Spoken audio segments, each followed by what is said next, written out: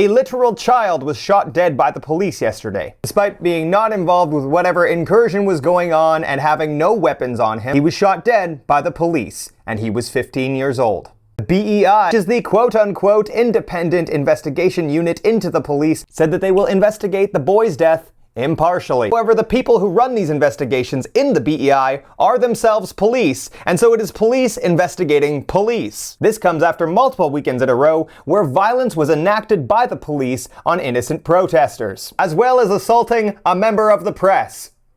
The police are more and more militarized all over Montreal. They use tear gas and pepper spray, even though tear gas is banned in the Geneva Conventions for International Warfare. 1 month ago, I witnessed the police tear gas a 1-year-old baby and a 5-year-old girl. On Saturday, at a protest, an individual who is running to be a city councillor of Montreal was assaulted and had their camera smashed when witnessing several arrests. A political figure, a political entity, was assaulted by the cops. Craig Sauvé stood on the front lines and wished for peace, and yet they couldn't treat Craig Sauvé, a sitting city councillor, with enough respect to not start making things violent. Imagine if Valérie Plante, the mayor of Montreal, was on the front lines on Saturday. Do you think the police would have started something? On Friday, I was in Ottawa, and the police were about to arrest certain protesters on Parliament Hill. Out walked a member of the Liberal Party. They immediately stopped and walked away from arresting people.